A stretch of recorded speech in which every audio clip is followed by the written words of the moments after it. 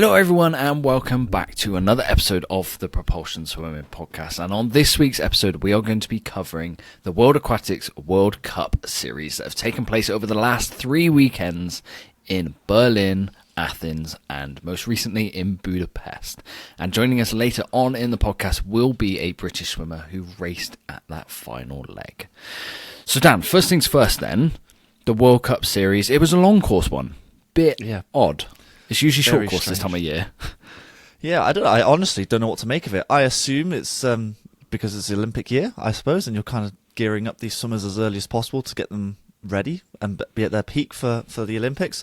Bizarre, because I don't really remember it happening at all, actually. I'm not even... Maybe it's happened before. I can't quite remember off the top of my head. So, in my research in looking into Adam Peaty's form, and that's something we're going to touch upon on this podcast, the last time they actually did it was in 2015, before the Rio Olympics. Yeah, so it is something that's happened before. They might have done it before Tokyo Olympics, but I think the whole COVID situation messed that whole schedule up. Yeah. So the last time they did it, and that was raced in like the Middle East, it was like Doha, Dubai, whereas this time it was all in Europe. Plenty of fast times, which is like, I don't know, it's a weird thing because long course isn't raced this time of year. Like seeing a world record go in October is almost unheard of. It is. I think that because there's a bit of incentive in there's terms a lot of of money. Financial. I think there's a bit of... These guys want to be hitting fast times now to almost set themselves up for the rest of this year and maybe even next year based on some of the earnings that some swimmers have been hitting. So I think that's a big incentive for them. But I think that we should talk about Adam Peaty because he has returned. And I think he's actually returned relatively well. I don't know how you feel about it, but every time he swam, and this is referring to the 100 breaststroke, he's gone sub 60 every time. That's pretty good this time of year. In the finals, yeah. In the finals, in the swims he's done. So what would I say, Dan? I would say I am very impressed. So a 59 for Adam doesn't seem like anything much, but when you put it into the wider context, so to give you some background, he's obviously been out of the water he's been in and out for the last 2 years with injury, with mental health, having a break. He's been through that before. We know that he started his training in the Olympic year quite a while ago. It was like June he got back in the water, if not around slightly before, slightly after. And traditionally, Adam doesn't swim fast until summer. Like if you look back at his time, so I said he raced in the 2015 series when they last did long course racing this time of year, and that was in fact the last time Adam swam a long course event in October. He went a minute, so he is bang around the same form that he was in the Rio year. And we know exactly what happened in the Rio year. He went on to win gold. So usually Adam goes down to the 58s, the 57s, the 56s in June, July. So for him to now be going 59.8 and to finish like the whole circuit with a 59.2, I've never been more confident since Chin came onto the scene that Adam could actually win gold again. Yeah, what I liked most, that he was pushing the hundreds quite hard at the beginning. Yes. Like he was pushing the first 50 to the point where he was turning level with Chin, which we all know how well Chin is swimming right now. He's almost guaranteeing 57 points every single time he swims, and I like the fact, I'm going to take your confidence as well. I've said that Adam will go on and potentially win gold, and it's almost solidifying that. And I have more questions about Chin than Adam, weirdly, because explain. So Chin did really well at Worlds, obviously. He's then gone straight into the Asian Games and gone straight into this World Cup. I don't know if he's going to have a break at any sort of stage, or if he's just going to try and carry on and try and keep this momentum for the next 8-9 months. So your question is, does he need a break? Or when does that break come? Because swimmers do get tired after a long season. That's what I'm wondering. Does he ride this wave and keep the wave going, or is he actually going to stop for, I don't know, let's say 2-3 weeks and then have another training block later on? Because eventually he's got to do Chinese trials as well, so he's got to be up for that. So I don't know. I've got more questions about that more than Adam. I'm quite confident that Adam is doing the right thing. I mean, 59.2, splitting a good solid first 50 as well. I think that's quite good. That's quite good. I get what you're saying about Chin, but what I would say is if you're him and you've just come off the best worlds, you've earned quite a good payday, you've won the triple. Asian Games is relatively big over in China. Culturally, we're probably not aware of it enough, but it is a big deal when you see the times that are being swum out there. The fact that Siobhan Hawley was like tapering for it, I'm pretty sure he targeted it strong. And then coming off the back of that, he's now got the chance to go race Adam in an Olympic year and maybe put some doubt into his mind by carrying on that form. Why wouldn't you? Like, why would you take your break now? He's probably... After this World Cup series, he's now going to have a rest. I would have thought would make the most sense. You'd think so. But yeah, if we go over Adam swims then, like you said, the first 50 was very good. What I would say is skills-wise, like starts, underwaters, turns, rusty. Which makes the times maybe even more impressive. Like, we know the work that he's done in the past with super slow-mo cameras to improve his start. But when he was next to, I think I watched it in the Berlin leg, next to Nick Fink, he was going in ahead of Nick Fink and coming up about 2 meters behind off the start. So there's big things to work on, but it's not things I'm worried about, if that makes sense. So like, it feels like the base of the season is there and better than ever. Yeah, it's almost like you're going back in time. Do you remember when his swim speed was like almost 2 times quicker than everyone else, but then his turns and his start would let him down so much that they would catch up? Yeah, and then he'd swim away again. What it feels like. Kind of like that. So we're going back in time a little bit.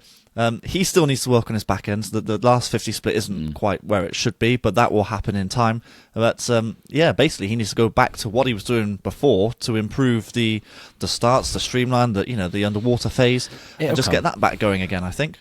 I don't think that was in any way the aim of going out to these World Cup legs to improve his start. That's not what he was there for. Yeah, I think it's a case of racing Chin and seeing what he is doing, I suppose, and getting a feel of being back in a pool racing against. That was the first time, his first big meet, let's say, that he was racing against the top in the world. So it's all experience, I guess, and trying to get back into the swing of things. So kind of rounding up, Peaty were quietly confident now. Like, it was good showing. Yeah, other Brits then to make note of, like, there wasn't a massive amount of contingents. I think the British swimming cohort are all on high altitude camps. From what I've seen, there's loads of them over in Flagstaff in Arizona.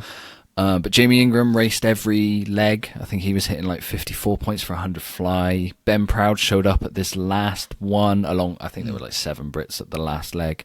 He went at 21.7, which this time of year, that's good. It's good. Like, I'm going to say for a 53, that's good. That's really good. And then Ollie Morgan kind of carrying on last year's form, would you say, with a 54.2? Like, early season speed, that's pretty good?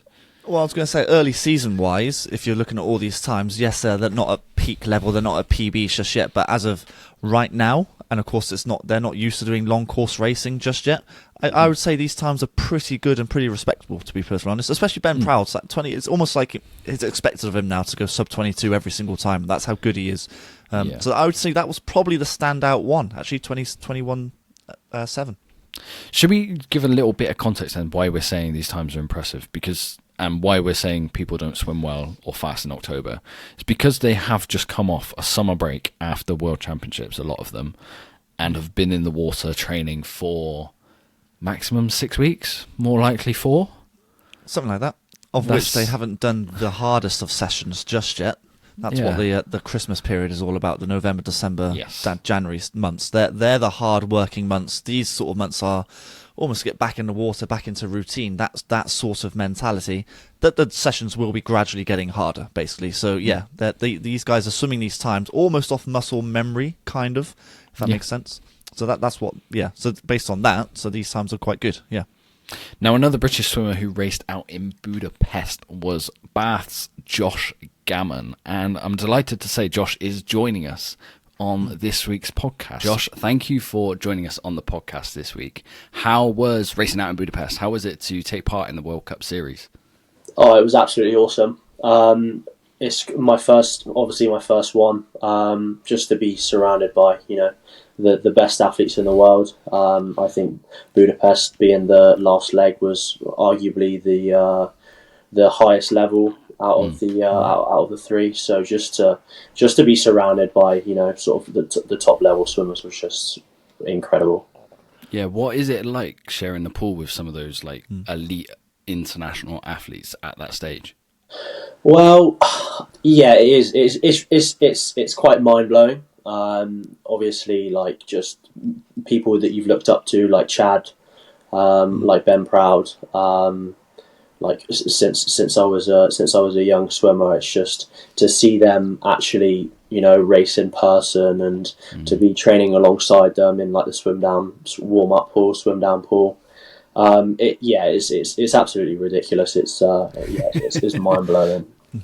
How did you get on with your own swims? How did you think you did personally? Yeah, so definitely a lot to learn. I'm not, obviously there's nothing to scream and shout about. I'm still relatively far away from my PBs, but it's still early days. With sort of the idea why I went there was just to get a bit of experience and put myself in the mixer with the best in the world. And personally, I find there's no better way to learn than just being thrown in at that end and just see how you get on, how you deal with the pressure, like the environment. It's completely different to British nationals. You know everyone you're racing against.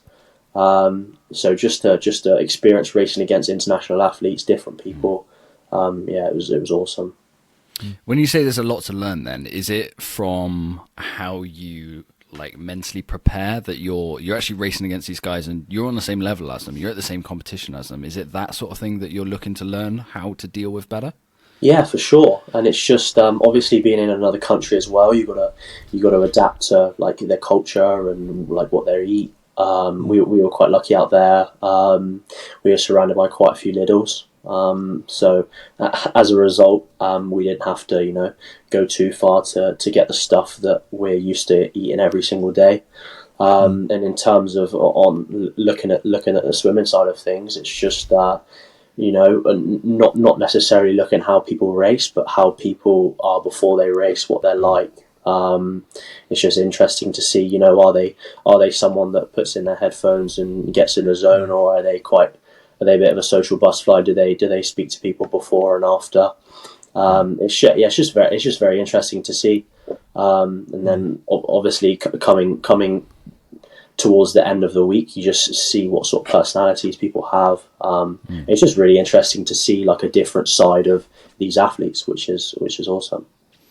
You said that your times or your swims weren't anything to scream and shout about, but are you where you're usually at this point in the season, this early on? So if I'm being completely honest with you, I've never raced long course this early on. My first long course competition I usually do is in February, which is long course bucks. So I've never ever done a competition, a long course competition after July until obviously the new year or February.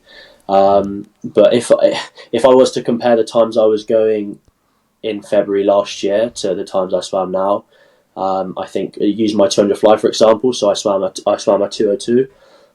So last year February I swam a 205. Okay. Nice. So it's in terms of obviously how I was swimming last year. Obviously I can't compare directly because I never swam this early on. But in terms of first long course race, it's been a lot better than previous years for sure. Was it a bit of a shock that you're racing long course this early on in the season? Because it's hasn't been done before, if I remember correctly. Not for a while. Yeah. No. I'm under the impression they changed the setup to long course because of the Olympic year. That's the impression I was under. I think that someone may have told me that. But yeah, it was very it was just difficult. It was very difficult to sort of adjust. I'd been back in Bath swimming for maybe 3 or 4 weeks, obviously after having the summer off. So I'm not in the full swing of training. So yeah, it was a very weird experience to be racing long course so early on with our short course season. Yeah. 202 on 200 fly with 4 weeks training is not bad. That sounds like all the better now. There's a lot obviously to learn from. I've got big dreams for next year, and I've got a lot of time to drop, but for now, definitely, it's very positive. I can't complain for sure. Yeah.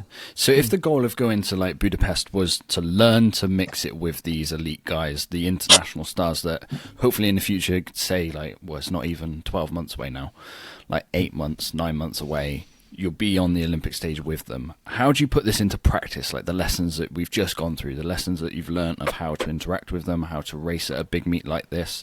Is it you need to go and race internationally a bit more for the next 12 months? Is it a case of, okay, I just need to almost approach British meets a bit differently? How do you take it forward for the next season? So in terms of like how I swim in general, I like to think that I race my own race, so it doesn't really matter who I'm racing against. I've got my areas to work on. I've got these goals to hit in the pool. So in terms of like the different people I'm racing against, doesn't really change much for what I do. But in terms of obviously like the level and like the people in the call room. Obviously you turn up to British, like you know pretty much everyone behind the block.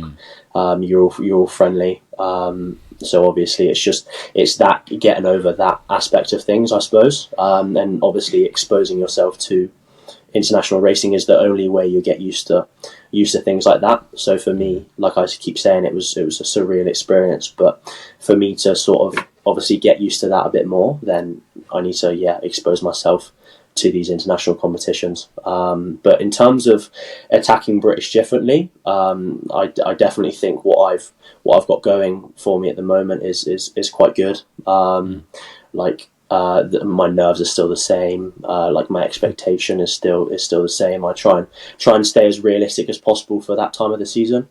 So in terms of that, it doesn't really change too much. Yeah, I mean, one of the things that stood out for us from your meet, or should we say the build-up to your meet, was that you were having to crowdfund yourself to Budapest. How financially tough was it for a swimmer like yourself, not on funding to race at these sort of international meets? Yeah, it is difficult. It is very difficult. Obviously, I'm a student as well. There's a lot of people within the whole of the swimming in the UK that aren't students. They're still at college, or they're lucky enough to be still under their parents' roof. But I made the decision. I moved away for sixth form. I went to Plymouth College, so I boarded at Plymouth for 2 years. That was the decision me and my family made to further my swimming career. At the end of the day, it was my choice. Obviously, it was a big sort of financial burden on us. Obviously it wasn't easy, because it never is, and I'm sure it's exactly the same for other people. And then obviously we look at it now, being a university student. Obviously I'm a new university setup. So I'm still having to contribute, swim fees, which luckily for Bath aren't that expensive. It's just a sort of one-off payment, which is brilliant. But yeah, it is difficult, but I'm sure a lot of people are going through the same thing. And it's just sort of finding ways now what I can do around it to make my life easier, and whilst maximising the amount of opportunities I have. And sort of what I could look at is obviously getting a job of some sort. Obviously, with the swimming schedule, as you guys know, it's fairly difficult to get anything that sort of revolves around our schedule. It's just about being proactive. Actually, my brother set up a GoFundMe because he does a sport called surf lifesaving, which is quite big where I'm from. It's also really big in Australia. Lani Pallister does it. Sam Short does it. And yeah, he had quite a few opportunities to go abroad.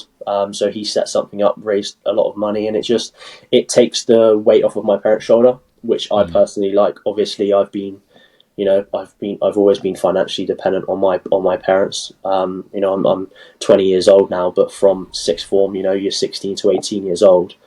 With the school I went to, it was a private school, so you're in from 9 o'clock in the morning till 4 o'clock in the afternoon. Like you're training either side of that, so you got no time to work. So I was fully dependent. But like I said, it's the decisions I've made to be where I am, to get to where I am, and obviously my parents have supported that, which has been absolutely awesome. And it's just at the end of the day, it's you can say what you say about say what people say about asking for money, but if that's where I want to be and if it's where I want to go, then unfortunately it's the option that I've got to take. Yeah, I think maybe it might surprise a few people. I've noticed, especially to me, it's kind of astonishing that a British champion, which you won British champs last year in the 200 fly, isn't getting like support to go to what is a pretty good meet to actually develop yourself further. And it's not like you're old in the sport either. You're only 20 years old. Like maybe it's something that people listening to this podcast aren't quite aware of, that the big guns, the Adams of the world, are getting a lot of support, but there's a tier below which are fighting, scrapping, and trying to survive in the sport. Yeah, no, for sure. And like I said earlier, there's, I can waffle on about my own experiences and how much I'm suffering and stuff like that. But at the end of the day, there's probably 10 other people exactly like me in exactly the same position. So, as long as I'm swimming fast and I keep dropping time, then it's going to get to the stage where it's going to be difficult not to put me on funding. It's just and at the end of the day, I just got to make sure I keep enjoying it. As long as I'm enjoying it, and the time dropping is dropping with it, I'm still loving what I'm doing. The money at the end of the day isn't going to stop me from what I'm doing. Maybe obviously eventually after I finish uni, but that's in a couple of years' time. I can reevaluate once I get there. I think all it takes is one opportunity. I mean, if you take a look at last year's World Champs with Lauren Cox, I mean, there's a few people saying that she probably shouldn't have been selected, but now she's come away with a bronze medal. All it takes is one opportunity, and she's probably come away with a massive amount of confidence that will then lead into British trials next year, obviously, and then all going well, then she's on the Paris team potentially. So I think all it takes is one opportunity, and then you just got to take it when it comes your way, I think. Yeah, for sure, I completely agree. Now, you've spoken about at Bath. You're at Bath training there, but previously on this podcast, when we've spoken to swimmers who are training at Bath, it's part of the performance centre setup. So you're actually at the Uni of Bath squad. So how does that differ from the likes of Tom Dean, Cam Brooker, and that squad? So in terms of, obviously, you look at training and stuff like that, it's not that different. Obviously, we have different sessions, we have different coaches, but we get similar pool time. So, for example, I train Monday, Wednesday, Friday, Saturday morning. I train 6 till 8 o'clock, and then they'll be in, I'm not sure what mornings they do, but they'll be in 8 till 10 o'clock. And then evening sessions, we usually all together. So we have pool time from 3:30 till 6 o'clock. We put the boom up in the middle of the pool and we get training. But in terms of coaches, obviously I'm under Andre, who obviously a lot of people know. The national centre guys are under Dave McNulty and Jamie, who are obviously another two awesome coaches. So in terms of how different it is, it's not actually as different as some people may seem. Obviously there's no real connection. We have different gym sessions, we've got separate like physios and sports masseuses. But yeah, it's just we just sort of, obviously we're not part of the same group, but we see each other all the time. We're very friendly with each other, which is awesome. So there's no crossover at all in any sort of aspect, whether it's swim or gym, none at all? None at all, no. Oh, interesting. Okay. Is there a part of you that wants to be part of that setup? Maybe eventually down the line or anything like that? Yeah, so my first year, I applied a couple of times to the centre, purely because I saw obviously the amount of opportunities they get. Sort of as a young swimmer, you don't sort of. I was very immature in the sense that I thought that as soon as I get into there, funding comes with it, this and that comes with it, but I didn't realise how many opportunities I still do get with the uni. Under, we call it like dual career, which you have to apply for. So within the university, so I am entitled to like see a physio for free. And then I get a sports massage like once a week.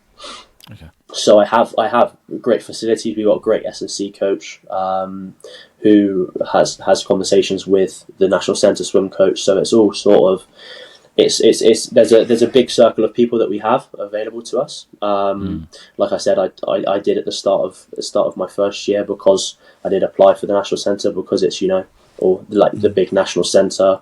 Everyone sort of wants to be a part of it, but sort of the longer I've gone on, the more mature a swimmer I've become, and just sort of you realise that in the grand scheme of things, you've got pool time, you've got S&C stuff. That's not actually they don't get that many more opportunities than us.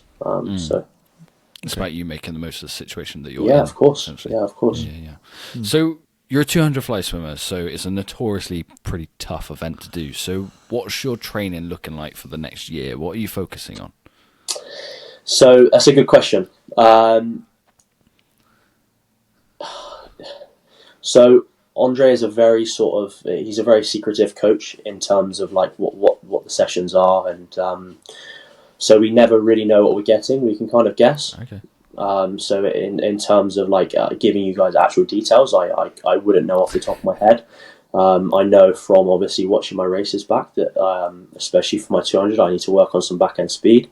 And Andre's aware of that, but also as much as people may think I'm a 200 swimmer, I do swim 50 and 100 as well. So I think for the 50, I'm ranked third in the country behind Ben and Jacob Peters, and then obviously we've got quite a tough field of 100 fly swimmers. So I'm probably sitting about sixth in the country there. So I don't want to put all my eggs in one basket when I'm talking about the 200 butterfly. Obviously, I want to keep focusing on that 100 as well. Obviously, 50 butterfly is not an Olympic event, so I don't have to worry about that one too much. But in terms of my training, yeah, it's a big secret. How was your motivation leading into this summer or this season's training block then? Because like we've spoken about like funding disappointment, but you didn't get selected for what was a developmental meet in the LEN under 21s. That didn't affect motivation whatsoever. So obviously the non-selection for the under 23s, it took its toll for sure. Because at the time, like coaches, family, my parents are quite big into swimming. They were both past swimmers, so they know sort of they speak the swimming language, if that makes sense. So it was a big mental hit on me, and I'm quite lucky because I'm quite a naturally happy person, so I very rarely suffer from anything negative mentally. But that took a big toll. Obviously, I just had to pick myself up. The next sort of 3 months after that, leading into the British summers, was a difficult 3 months. It went very quickly. For me personally, I felt it went a little bit too quickly. Going into it, I didn't feel as prepared as I felt going to the April competition. But like I said, it was a huge hit. But it's just something now for this season that's just set me up to, I've never been so motivated. I've never trained so hard. Obviously, I've only been back in the pool in Bath for 4 weeks. And yeah, I've never trained this hard. I've never swam so fast in sessions, even 4 weeks in. It's just that it's extra. It's put fire in my belly, if that makes sense. And I want it so much more than I did previously, which I didn't think was possible. But yeah, I'm very, very ready for the upcoming season for sure. So the motivation has basically stemmed from almost proving doubters wrong, I suppose. Yeah, no, for sure. Obviously, it was a huge setback, and I've got to take it on the chin. Obviously, at the end of the day, everyone's got a job to do. I'm sure people have their reasons, and I'm fine with that. I've come to accept it. I have to accept it, but it's how I now deal with that. So that is no one else's problem but mine. So I just need to take that, and I need to use it as motivation, and just become a better person and a better swimmer. Yeah, hopefully 12 months down the line, we're sitting here after like Paris, and we've just said, well, look at the motivation it gave you for like that season's training. Yeah. Hopefully that's like the driver it's done. Yeah. So moving forward then, for the next season, other than the obvious make the Paris team, do you have any other goals in mind for the year? Not particularly. Okay. I think the 200 fly has opened up quite a lot. Obviously, I can't get too ahead of myself. There is me and another guy called Tom Bealey, who I'm really good friends with. You know, we both trained at Plymouth Leander around about the same time, so we're really good friends. And he's an absolutely awesome swimmer, and he's an even better guy. So in terms of that, obviously I can't be getting my hopes up too high. The nomination standards are out. It's 200 flies of 154.9, which is extremely quick. But like looking at my progress from the 2022 season to the end of the 2023 season, I dropped 3 seconds. If I can drop another 3 seconds this season, you know, I'm knocking on the door of that nomination standard. And I can sit here and talk about how that's, you know, how I could do that, but I just need to put that talk into walking. I need to do it. But apart from that, no, not really. Obviously, Paris is a pretty big goal. Obviously, it takes up quite a lot of my motivation. I've sacrificed quite a lot of my studies. I've chosen to split my last university year, so I can stay for an extra year, just so I can hopefully make this big jump. But apart from that, no, Paris would, it takes up quite a lot. Yeah, takes a lot of headspace. Yeah. For sure. If you were to achieve that dream and you got onto the British squad, what would that mean to you? Oh, everything. Like I'm sure it's a lot of people's dreams to, you know, go to the Olympics and be a part of a British squad, and it's always been my dream. And it would be absolutely awesome. And if I don't, you know, like you guys said, I'm still 20 years old. I've still got a lot of growing to do, growing up to do as well. I'm still very immature in the world of racing. My first British champs was 2019. So I've only really been on the national stage for the last sort of 4 years. So I've got a lot of maturing to do as a swimmer. And yeah, that's just very exciting for me. I kind of think the late developer swimmers are some of the better ones, though. Just quietly. Josh, look, it's been great chatting to you on this podcast. We do usually finish with some quick fire questions, so I'm going to throw them your way. So, obvious first one: what's your favourite event in swimming? I'll have to. I'd say 100 fly. I prefer swimming 100 fly. Okay. It's tough to say 200. Idol? I think it's tough to say 200 fly. It's a bit too painful, and it requires a bit too much effort to be enjoyable, I think, personally. Yeah. It's a shame you're so good at it. Who's your swimming idol?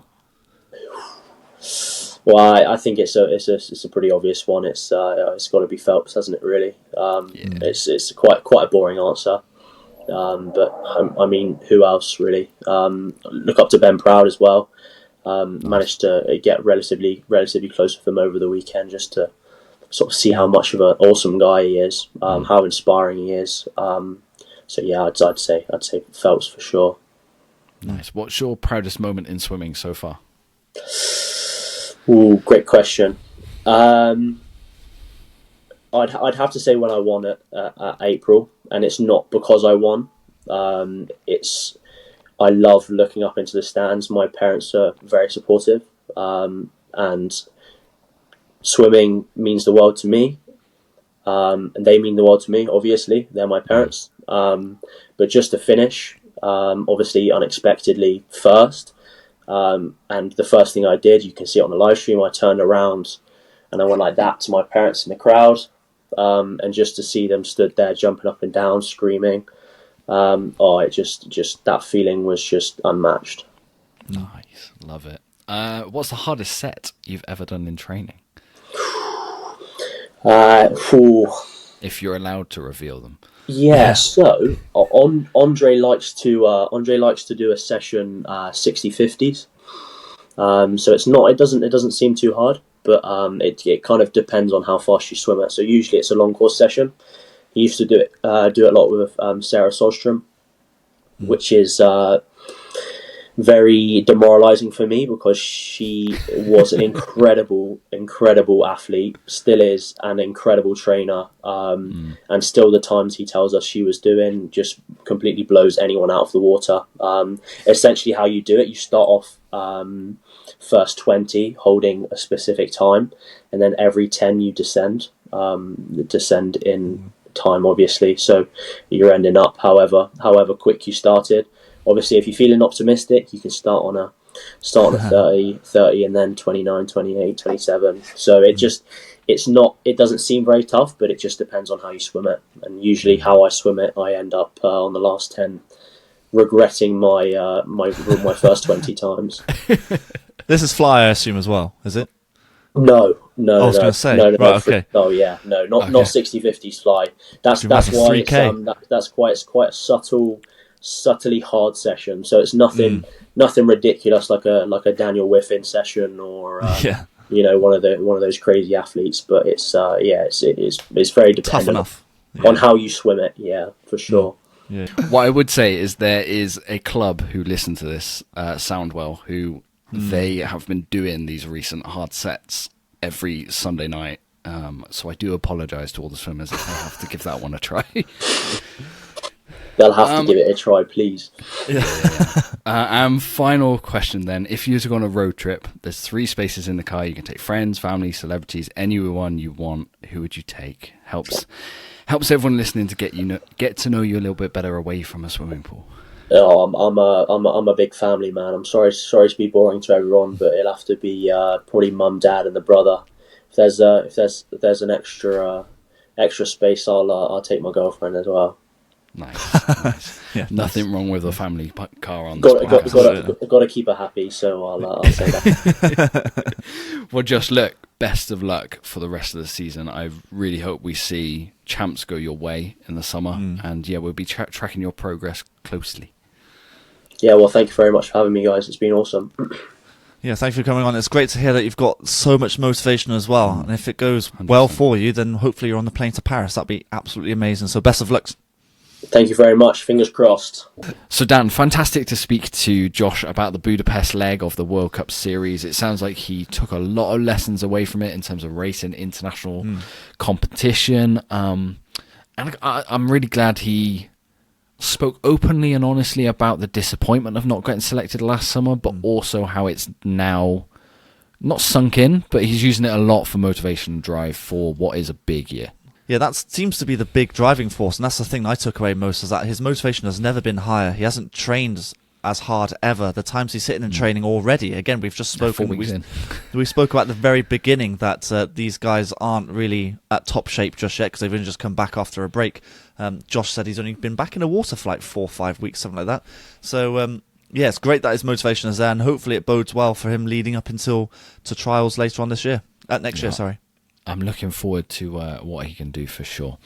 So let's finish this podcast then with rounding up the international swimmers who competed in the World Cup series. We've spoken about the Brits. We've spoken to one of the Brits who was there. There were some incredible swims being swum swims. I'm just going to start with Kaylee McKeown. I'm simply going to say she's the best swimmer in the water right now. Like, round the rest of the world, you can make an argument for Leon Machard. You can make an argument for on times maybe Popovic. You can maybe make an argument for Summer, Chin, there's a few. Molly O'Callaghan, but I have never seen a dominance like Kaylee McKeown's doing right now in backstroke. So you have all 3 world titles, and after this meet to have all 3 world records in 7 months, absurd. It is. It's incredible, honestly. I mean, it's not easy to win. Like last world champs. Let's start there. Like, she went and won the 50, 100, and 200. That's not easy to do. I know Chin did it in the breaststroke, and that's also not easy to do. But both of them were like the first time ever, weren't they? But yeah, I think so. Yeah. Well, she's definitely the first female swimmer to do it on the backstroke side, the 50, 100, and 200. But then to go and swim world records, and we keep banging about this early speed and early times in October. But she gradually, each round, so started in Berlin, and then went to Athens, then went to Budapest, and it was taking tenths off every single time.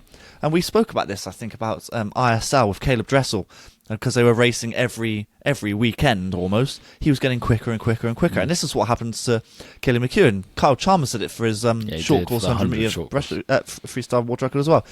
I didn't think she was going to go this fast. I mean, to get the 50 is one thing, because she's not a 50-meter swimmer. But then to go and get the 100, honestly, I think it's been a long time coming, but I didn't think she would get it now. I thought she'd get it like Australian trials or something like that. You know? She's had the 100 world record for a little while, but for her to drop it, that's what you mean, isn't it? For her to drop it again. Yes. Yeah. It's honestly amazing. She is, for me, and I think you agree as well, that she is the best swimmer, active swimmer in the world right now. You've listed some of the names, but I think she is top, just because of what she's achieved in the last 7 months. In 7 months, she's hit 3 world records and 3 back-to-back three different records. distances. Yeah, absolutely incredible. We need to do a bit of a breakdown of her, but it's absolutely insane what she's done. Yeah, it is on the way. Yeah. She was one of a number of swimmers, quite obviously, who won triple crowns. So that means she won each event at every leg, if that makes sense. So she won the 50 backstroke at Berlin, Athens, and Budapest, and she did it 3 times.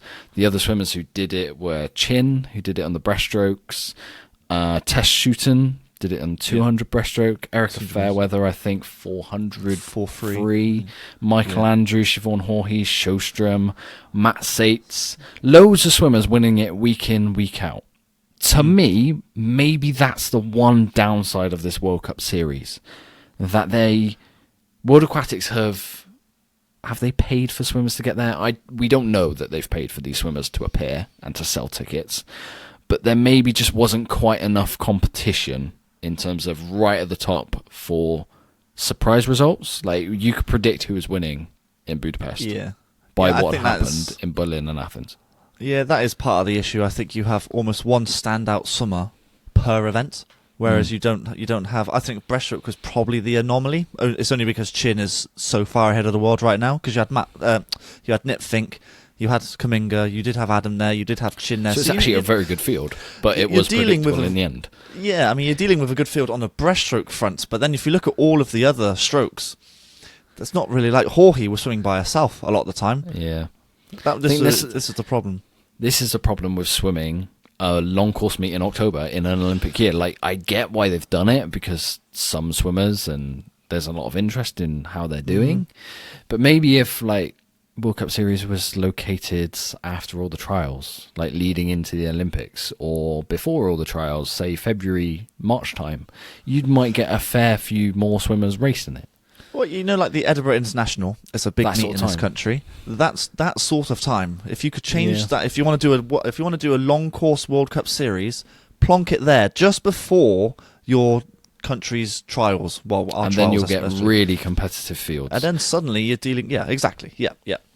I think that's my only bugbear about this World Cup series. My only one is the lack of competition beyond the ridiculously good top swims. Should we talk about where's those? The fighting?